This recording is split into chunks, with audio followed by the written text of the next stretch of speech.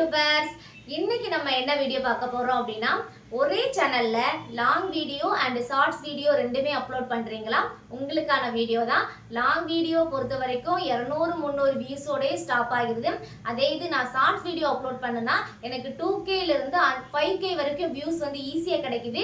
இதுக்கான டிஃபரன்ஷியேட் என்ன, இதுக்கான காரணம் என்ன அப்படின்னு சொல்லி தான் இந்த வீடியோல தெரிஞ்சுக்க போறோம். இது வரைக்கும் நீங்க லாங் வீடியோ இல்ல ஷார்ட்ஸ் வீடியோ ரெண்டுக்குமே வியூஸ் மட்டும் செக் பண்ணிட்டு இருக்கீங்களா? அது ரொம்பவே தவறானது. வாங்க வீடியோக்குள்ள போய் ஏன் தெரிஞ்சுக்கலாம். வீடியோக்குள்ள போறதுக்கு முன்னாடி நம்ம சேனலை இப்பதான் யாராவது ஃபர்ஸ்ட் டைம் பாக்குறீங்க அப்படின்னு சொன்னா மறக்காம அந்த சப்ஸ்கிரைப் பட்டனை கிளிக் பண்ணிக்கோங்க. கூடவே பெல் ஐகானையும் கிளிக் பண்ணி வச்சுக்கோங்க. இப்போ நம்ம வீடியோக்கு போலாம். நம்மளோட பட்டாளத்தான் மனைவி அப்படிங்கிற ஒரு vlog சேனல்ல நான் உங்களுக்கு அனலிட்டிக்ஸ் பண்ணி காட்டியிருக்கேன் பாருங்க. Long video and shorts video ரெண்டுமே நான் போஸ்ட் பண்றேன். இப்போ சைடுல உங்களுக்கு பிக்சர் ஆட் பண்ணி காட்டுறேன் பாருங்க. ஒய்டி ஸ்டுடியோல என்னோட vlog சேனலோட டீடைல் தான் இது. இப்போ இதுல கண்டென்ட் அப்படிங்கிற ஒரு ஆப்ஷன் இருக்கும். இந்த ஆப்ஷனை கிளிக் பண்ணிக்கோங்க. இதுல வீடியோ அப்படின்னு இருக்கா, இதுல ரேண்டமா நான் வந்து ஒரு வீடியோ நான் சூஸ் பண்ணிக்கிறேன். இந்த வீடியோல வீடியோ பெர்ஃபார்மன்ஸ் அப்படிங்கிற ஆப்ஷன் இருக்கு. அதை நான் கிளிக் பண்ண உடனே எனக்கு வீடியோ பெர்ஃபார்மன்ஸ் வந்து ஓவர் வியூ, ரீச் அப்படின்னு சொல்லி என்கேஜ்மெண்ட் ஒரு ஆப்ஷன் இருக்கும். தேர்டா அந்த என்கேஜ்மெண்ட் ஆப்ஷனை கிளிக் பண்ணிக்கணும்.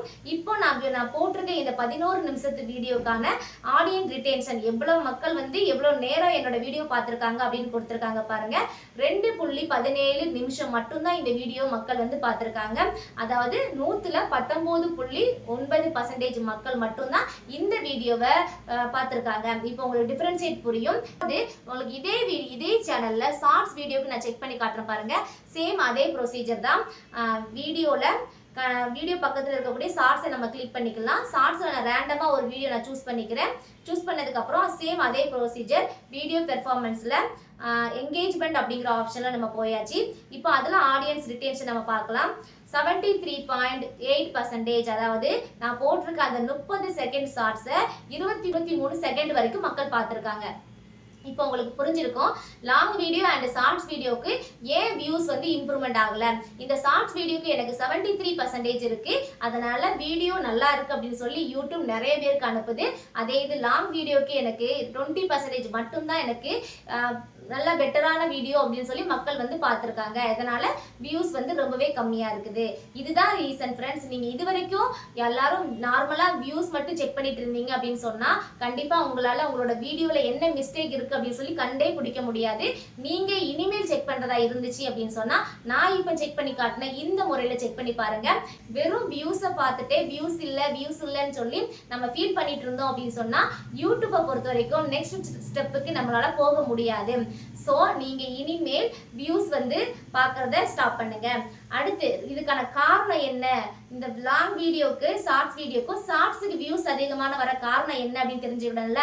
நான் உங்களுக்கு சைடுல பிக்சர் ஆட் பண்ணி காட்டுறேன் பாருங்க.